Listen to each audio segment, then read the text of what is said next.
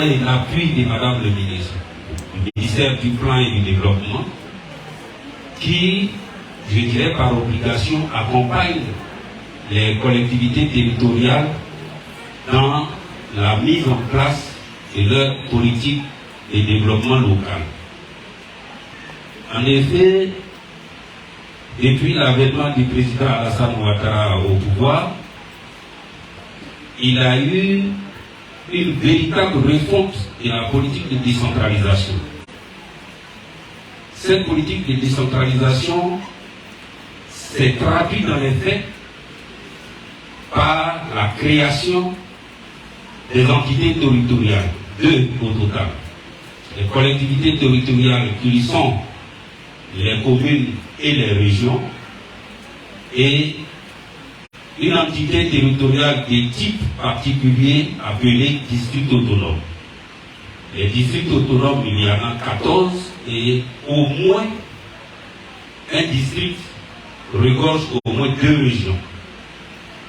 Vous le savez bien, à la suite des nominations, ces districts autonomes ont pour une mission essentielle qui est de planifier le développement dans leur territoire.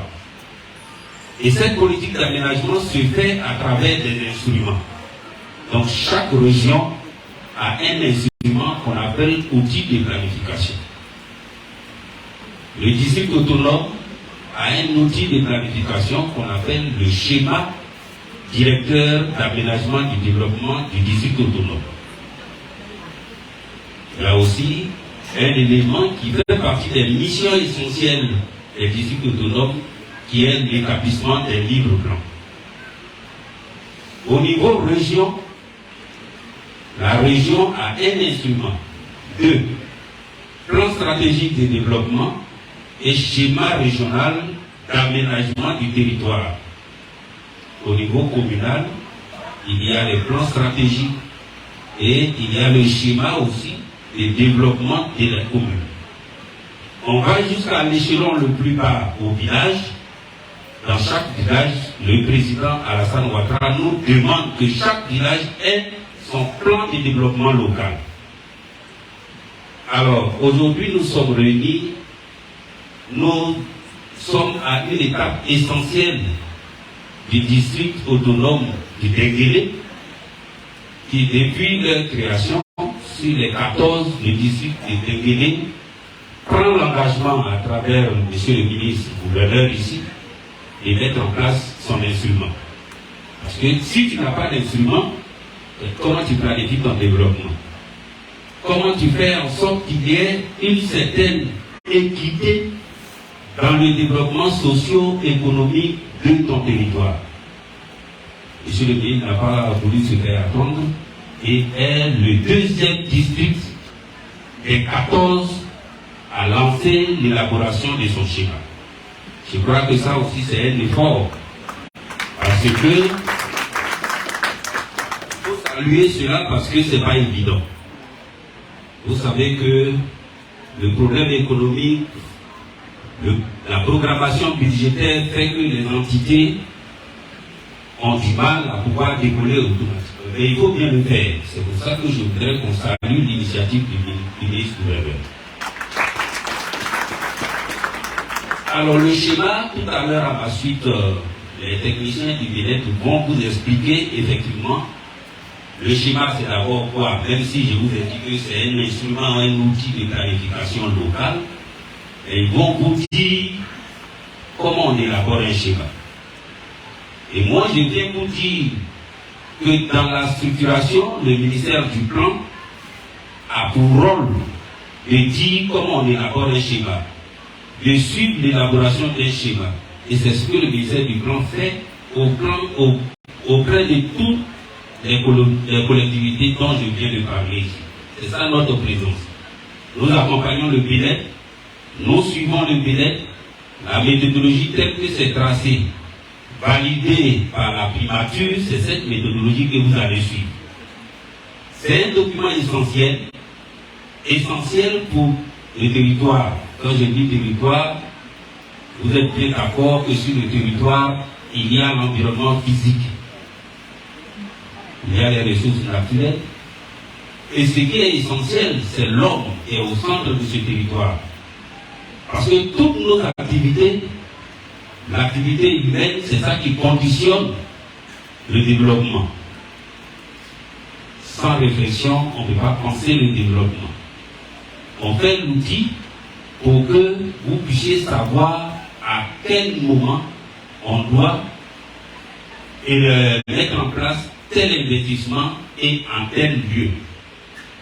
Au niveau national, pour que tous ces investissements qu'on est en train de voir se fassent, il aurait fallu que le président Alassane Ouattara demande au ministère du Plan et du Développement de mettre en place un outil au plan national qui est le Plan national de développement.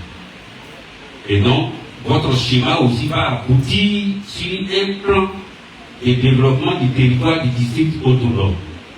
Nous avons eu la chance ici que le tout premier plan, avant l'avènement du président Alassane Ouattara, on parlait d'un document stratégique de réduction de la pauvreté.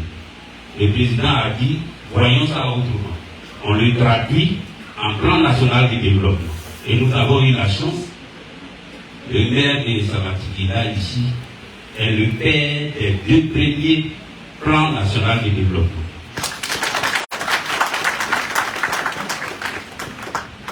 C'est mon directeur, il est mieux placé. Il est mieux placé d'accompagner le processus. Il est mieux placé de faire en sorte que le BNEC puisse permettre d'avoir un document aussi important pour permettre au ministre-gouverneur de dire aux régions, désormais, voici ce que vous devez faire là-bas. C'est un document de plaidoirie. Plaidoirie pourquoi? Quand le document aboutit sur un plan de développement, ça veut dire qu'il faut financer ces projets. Et c'est pour ça que le schéma directeur, il est plus complet. Et vous allez voir la stratégie, la méthodologie que va présenter le BNEC tout à l'heure, va vous parler de diagnostic. Le diagnostic à plusieurs niveaux, rétrospective et puis prospective, qui va vous permettre, vous, la population, vous, les acteurs de développement, comme on a l'habitude de le dire, ensemble de voir quelle est la vision du district autonome de Denguélé sur 20 ans.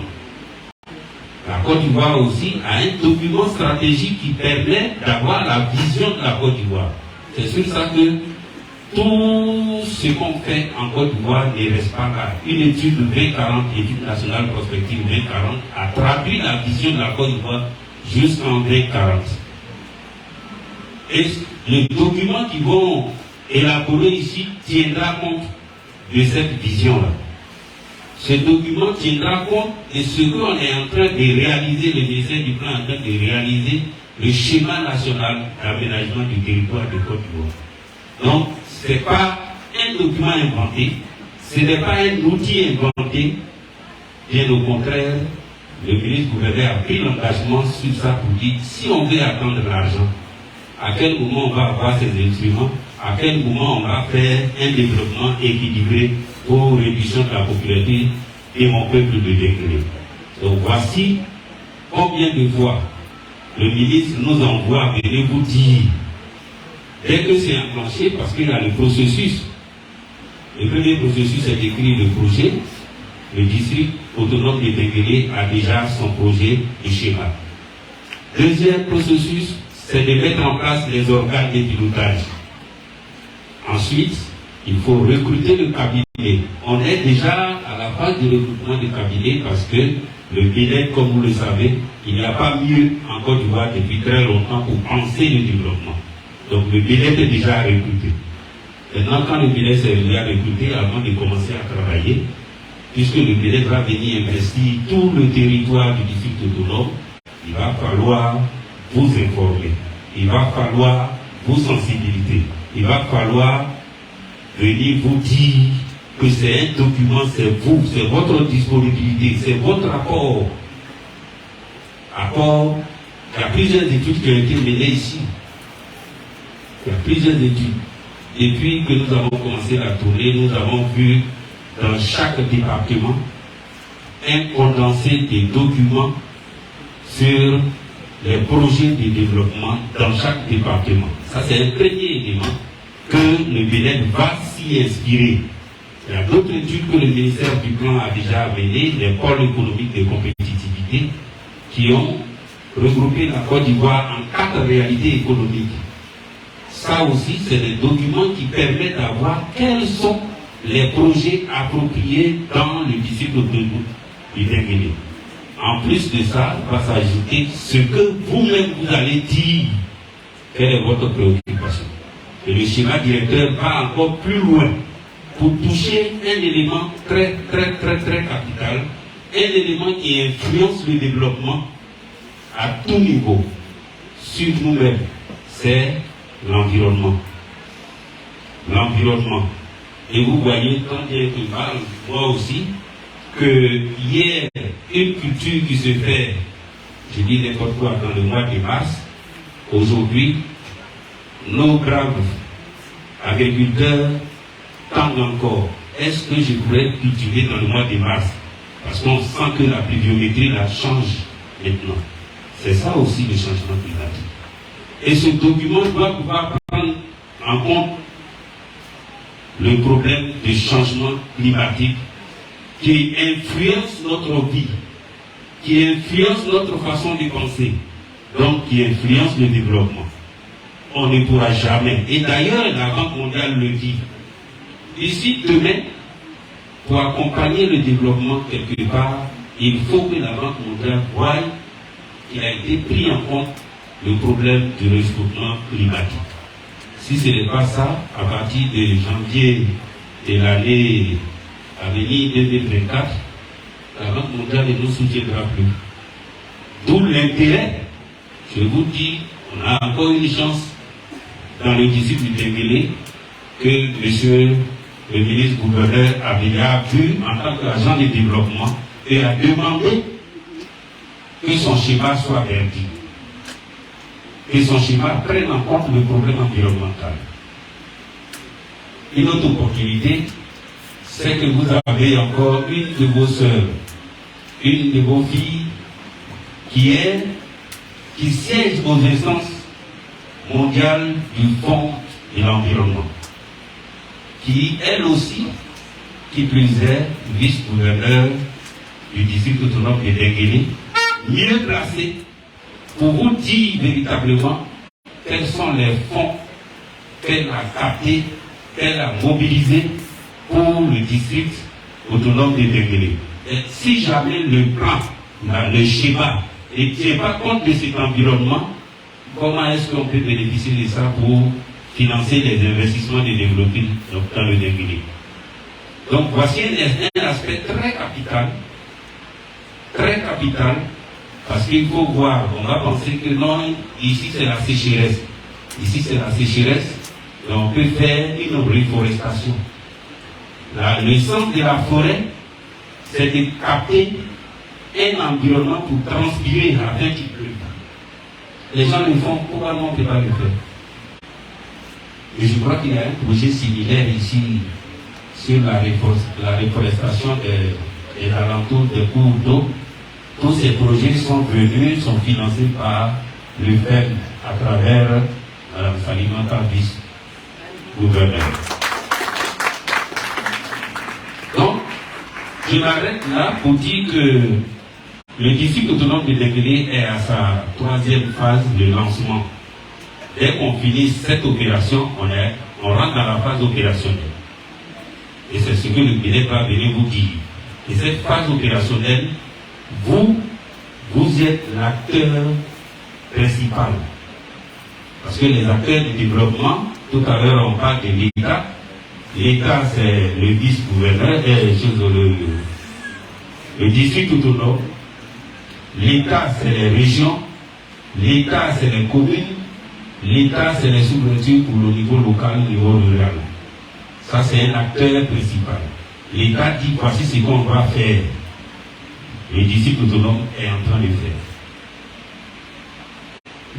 Les autres acteurs du développement qui s'impliqueront dans l'élaboration du schéma, c'est les bailleurs de fonds. les organisations privées, les partenaires au développement généralement, comme on le dit, mais essentiellement la population. Personne ne viendra vous faire porter un chapeau sans qu'il ne connaisse la taille de votre tête. Donc c'est